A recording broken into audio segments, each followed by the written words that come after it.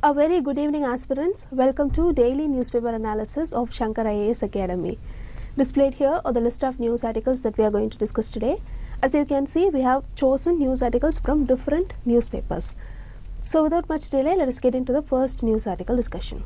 Look at this question from 2022 prelims paper. Now before answering this particular question, we need to know nuances about science and tech questions. Say in application questions like these, we ought to have a concrete reason to reject an area where it won't be used. Else we need to mark it correct. And secondly, the area where the questions are asked are repetitive in nature. For example, DNA technology, then cryptos and etc. So it is our best interest to revise them. Okay. Now let us try to answer this particular question. See, biofilms are a collection of one or more type of microorganisms that can grow on many different surfaces. Note that the microorganisms that form biofilms are bacteria, fungi and prototists. One common example of a biofilm is dental plaque, which is a slimy buildup of bacteria that forms on the surface of teeth. Apart from this, biofilms can grow on minerals and metals and can be found underwater, underground and above the ground. Also note that they can grow on the diverse areas ranging from plant tissue, animal tissue, implanted medical devices like catheters and pacemakers and etc. So in this juncture, we can ask a question ourselves, what is the common for all these distinct surfaces? The answer is very simple. The common defining feature is that they are wet. That is, these environments are periodically or continuously suffused with water. So the thumb rule is biofilms thrive upon moist or wet surfaces. Even though biofilms has a lot of advantages, it is not without issues. Know that within a biofilm, bacteria are more resistant to antibodies and other major disinfectants. In fact, when compared to free-floating bacteria, those growing as a biofilm can be up to 1500 times more resistant to antibodies and other biological and chemical agents. So this could be a cause of concern as they can grow on implanted medical devices like prosthetic heart valves, joint prosthetics, catheters and pacemakers which are used in the medical industry. So with this basic understanding, let us try to answer this particular question. See, out of these three statements, all deems fit into the application of biofilms. So the correct answer is option D. Now moving on to the next question. Look at this question from 2022 prelims paper. This question talks about climate action tracker. See, this question has been asked because COP was frequently in news that year. So answering this question will not be a difficult task if you follow daily newspaper analysis regularly. So what is the correct answer for this particular question? It is option A. Database created by Coalition of Research Organizations. So let us understand what is this climate action tracker in a brief manner. See, the climate action tracker or CAT is an independent scientific analysis that tracks government climate action and measures it against the globally agreed Paris Agreement. We all know about the aim of Paris Agreement, right? It is to hold warming well below 2 degrees Celsius and pursue efforts to limit warming to 1.5 degrees Celsius. The CAT is a collaboration of two organizations, Climate Analyst and New Climate Institute, and it has been providing this independent analysis to policymakers since 2009. Apart from this, CAT quantifies and evaluates climate change mitigation targets, policies and action. It also aggregates country action to the global level, determines likely temperature increases during the 21st century using the MAGIC climate model. Here it is important to know CAT further develops sectoral analysis to illustrate the required pathways for meeting the global temperature goals. CAT covers all the biggest emitters and a representative sample of smaller emitters covering about 85% of global emissions and approximately 70% of the global population. So to sum up, the particular aim of this CAT project is to provide policymakers, civil society and the media that inform them with an up-to-date assessment of countries' individual reduction targets and with an overview of their combined efforts at the global level. So the correct answer for this particular question is option A, database created by Coalition of Research Organizations.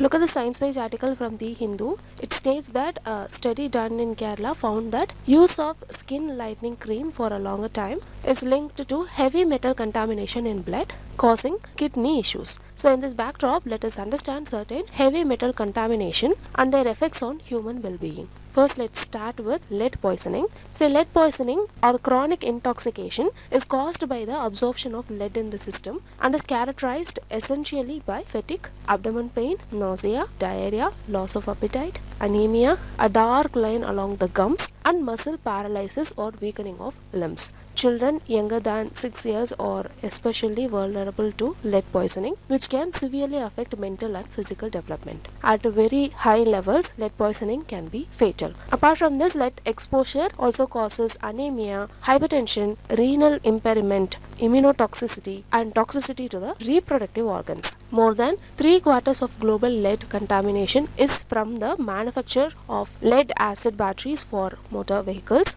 So, to tackle this lead poisoning, the Ministry of Environment, Forest and Climate Change has passed a notification as Regulation on Lead Contents in Household and Decorative Paints Rule 2016, and it has prohibited manufacture, trade, import as well as export of household and decorative paints containing lead or lead components in excess of 90 parts per million or the ppm. So, this is about lead poisoning. Now, let us see about the mercury pollution. See, mercury pollution can come from both natural and human-made sources. Natural sources of mercury pollution include volcanic eruption, forest fires, and weathering of mercury-containing rocks. However, the majority of mercury pollution is caused by human activities. It is important to note that mercury is a toxic substance that can cause serious health problems, particularly to children and pregnant women.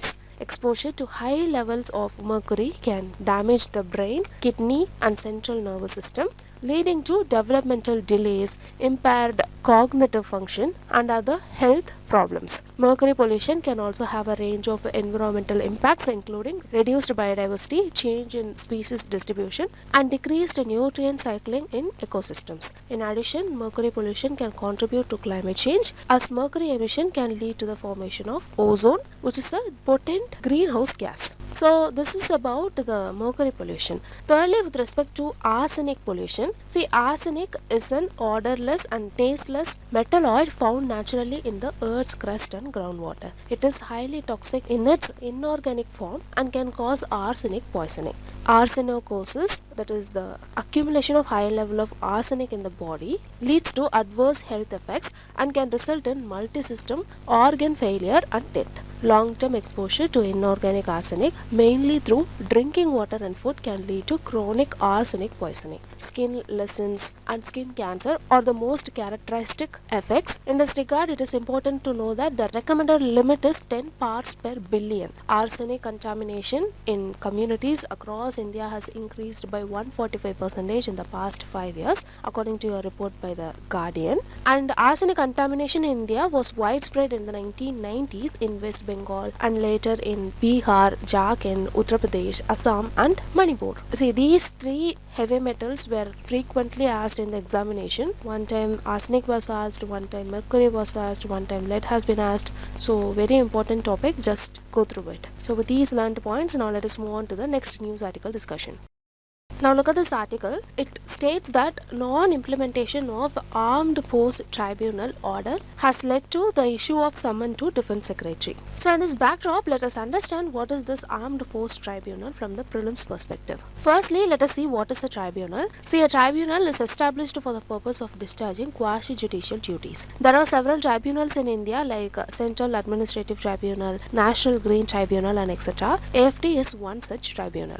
Know that the Armed Force Tribunal Act was passed in 2007 and consequently AFT, that is the Armed Force Tribunal, was established in 2009. AFT has the power of adjudication in cases of disputes and complaints with respect to commission, appointments, enrollments, and conditions of services of defense personnel. It includes persons subjected to the Army Act 1950, the Navy Act 1957, and the Air Force Act 1950. But AFT does not cover the Coast Guard or the paramilitary forces like Assam Rifle, Border Security Force, and etc. AFT also has the power to look into appeals arising out of orders, findings, or sentences of court-martial held under the above three acts. Here, court-martial is the martial court or such court for the members of the armed forces according to the military law. The AFT shall transact their proceedings as per the Armed Forces Tribunal Procedure Rules 2008. Many have this doubt. Initially there will be passage of the act which leads to establishment of a body, and later only they will make rules. Based on the rules only the tribunal will be functioning. Okay, have this basic understanding. Apart from this, all proceedings of the tribunal will be in English. Normally the tribunal follows the procedure as is practiced in the high courts of India. The principal bench of AFT is in New Delhi. At present it has 10 regional benches all over India. Now with respect to the jurisdictions, recently in January 2020 the Supreme Court made it clear that the verdicts of Armed Forces Tribunal AFT can be challenged before the High Court. In March 2022, Delhi High Court held that the Armed Forces Tribunal Act 2007 excludes the administrative supervision of the High Court under Article 227, Clause 4 of the Constitution. However, it does not exclude the judicial superintendence and jurisdiction under Article 226. Now let us quickly go through the qualification of the members with respect to the tribunal. See, the chairperson shall be either a retired judge of the Supreme Court or a retired Chief Justice of High Court. The judicial members or retired High Court judges, the administrative members or retired members of the armed forces who have held the rank of Major General or equivalent or above, holding the office for a period of 3 years or more. A Judge Advocate General, in short called as JAG, with at least 1 year service can also become the administrative member. Now let us see the appointment procedure in the AFT. See, according to AFT Act 2007, chairperson and other members shall be appointed by the President of India after consultation with the Chief Justice of India. The general term of office for the chairperson and member is 4 years. They can be removed by the President on the grounds of proved misbehavior or incapacity after an inquiry by a sitting judge of the Supreme Court. They can relinquish the office by addressing their resignation to the President. These are all very relevant facts that you have to remember about AFT, very important since it is in news. So these learned points. Now let us move on to the next news article discussion. Look at this article. This article talks about Green Credit Program, which was introduced by the Environment Ministry in October 2023. See, this particular program offers incentives called green credits to individuals and companies who help with environmental and ecological restoration. Some people are concerned that these incentives might be used to bypass existing laws, especially those related to forest conservation. Actually, this article is an interview asked from two eminent personalities discussing this green credit program. So in this news article discussion, let us have a brief understanding about what is this green credit program and how it will help in conservation. Before that, let us know about the purpose of this green credit program. See, as I said earlier, the program aims to encourage environmentally friendly actions and involve various stakeholders in sustainable practices. It operates as a market-based incentive system where individuals and corporations can earn green credits for activities like water conservation and afforestation. So here, by offering incentives instead of imposing strict regulations, the program seeks to motivate a wider range of actors to take part in environmental incentive. This is the benefit of this particular program. But still, it has some implementation challenges. Firstly, the lack of effective execution on the ground. See, critics stress the need for awareness of local challenges and expertise among those implementing the program. While the program covers several sectors like forest and waste management, there are concerns that it may have a narrow focus, particularly emphasizing tree planting over other aspects of ecosystem conservation. So there is a worry that the green credit program might also encourage monoculture plantations, which can harm biodiversity instead of doing good. Now this is the first challenge. Secondly, the green credit program operates like other incentive schemes, such as paying planters for each tree they plant or providing subsidies for solar plants. See, in this particular market-based approach, there need to be both demand, that is people willing to buy green credits, and supply, that is those earning green credits through eco-friendly actions. But finding a balance between these two is difficult in the reality. So these are the two implementation challenges with respect to the program. Now let us compare this program with the carbon market. See, in carbon markets, trade happens in carbon credits. Similarly, the green credit program deals in green credit, but instead of carbon reduction, it incentivizes various environmental actions. While carbon markets focus on projects that reduce carbon emission, the green credit program involves various types of projects like biodiversity conservation and water conservation and etc. Thirdly, while carbon reduction can be easily measured, it is tricky to equate different types of environmental credits with respect to green credit program. For example, how do you compare 1 unit of water conservation with 1 unit of ecosystem restoration? It's difficult, right? So this is how the green credit market is different from the carbon market. Before concluding, know that the program also faces a challenge of lack of fungibility. What is fungibility? Fungibility means that credits are interchangeable. But in the green credit program, each type of credit is unique and cannot be easily exchanged for another. So there is lack of fungibility with respect to the program. The market can still function even without fungibility as long as there are both supplier and demanders for each type of credit. However, it won't resemble a perfect market where commodities are interchangeable. So while the green credit program operates as a market, the challenge lies in the diverse nature of credits and the lack of interchangeability between them. So these are all very important facts that you have to remember about green credit program. We saw in detail about what is green credit program, its benefits, how it is different from carbon market, what are its implementation challenges, and what is the challenge as a program itself. So with these learned points, now let us move on to the next news article discussion.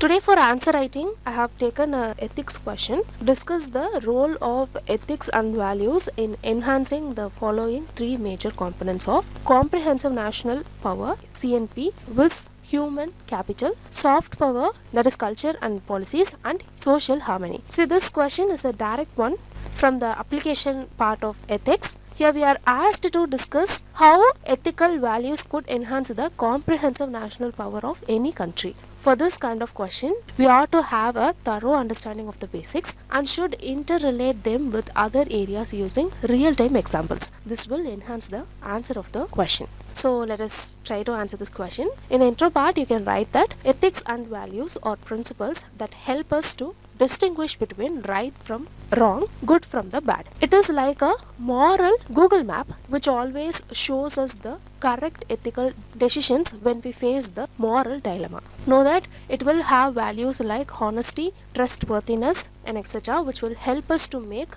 rational decisions whether at the individual, societal, or national level. In this analysis, let us see how such values help in national building. So you can write these points in the introduction part and give a link to the main body of the answer. In the main body of the answer, firstly you have to write about the role of ethics and value in enhancing comprehensive national power, CNP. See, here the first component is the human capital, and let's see how it enhances it. See, for any country, its citizens are the biggest resource and capital. Know that having a population with intangible assets like skills, education, abilities which impact their productivity is a prerequisite for obtaining comprehensive national power. In this parameter, ethics and values plays a crucial role. Like, firstly, an ethical government will focus on improving welfare of people like health, education, skill development than merely running behind GDP numbers. This will ultimately decrease inequality in the society and lead to inclusive development.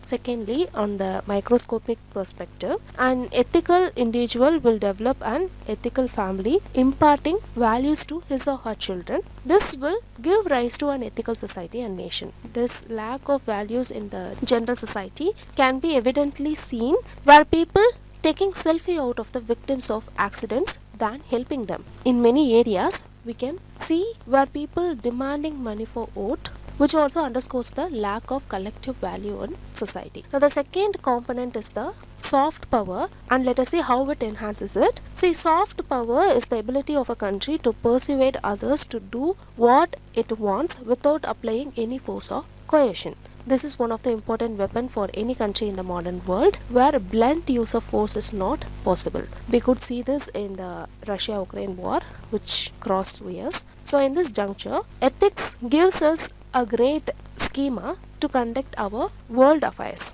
The age-old ethical value of Vasudeva Kudumbakam should be applied to instill our national pride and project a country's peaceful image. Apart from this, India's mission like Vaccine Maitri in giving vaccine to the underdeveloped countries and evacuating even Pakistani citizen from Ukraine during a war are the ethical practices which will reinforce our soft power. Secondly, India should conduct its diplomacy using its age-old weapon like peace, mutual respect, non-violence than following aggressive debt diplomacy like China. Following this will paint us a responsible brother in the international arena than as a big brother attitudinal guy like USA.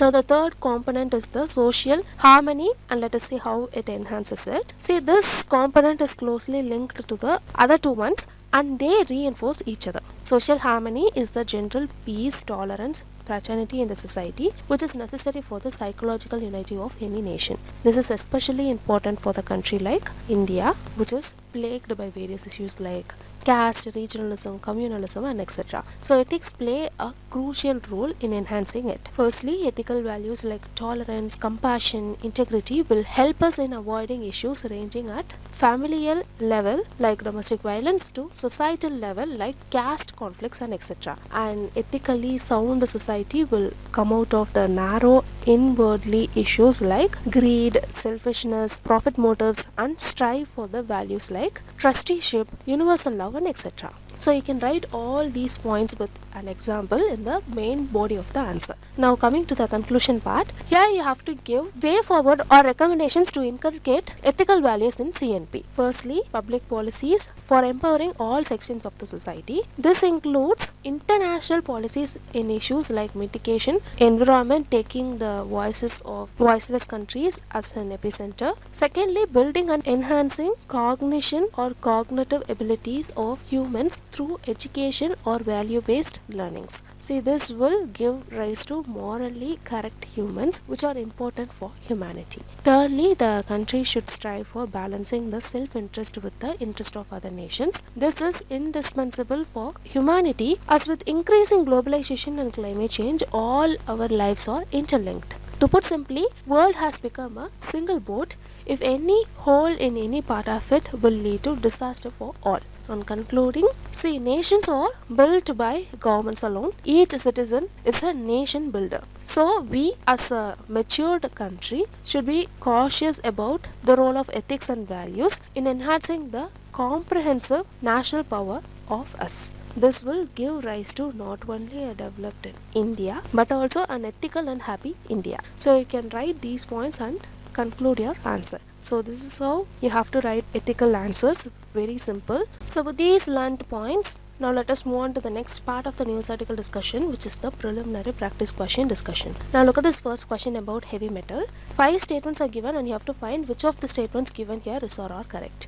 See, the correct answer here is option C, 1, 4 and 5 only. Heavy metals are generally defined as metals with relatively high densities, atomic weights or atomic numbers. This statement is correct. Second statement says, due to their inert nature, they do not bioaccumulate in animal bodies. This statement is incorrect. When the heavy metals are swallowed or inhaled into our body, they bioaccumulate in our system. The bioaccumulation causes biological and physiological complications. Now the third statement says heavy metal pollution is due to anthropogenic activities only.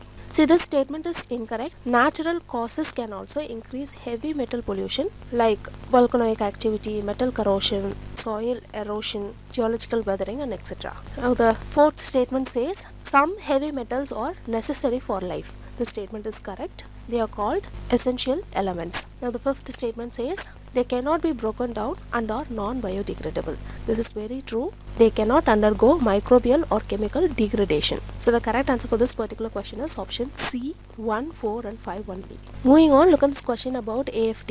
Here the correct answer for the question is option B, 2 only. Here the third statement is alone wrong. In January 2020, the Supreme Court made it clear that the verdict of AFT can be challenged before the High Court. Any appeal by a person against a decision given by the tribunal can be taken up in the Supreme Court as well. With this, we came to the end of the news article discussion. If you like the video, hit like, do comment and don't forget to subscribe to Shankar IAS Academy YouTube channel. Now, thank you so much for listening.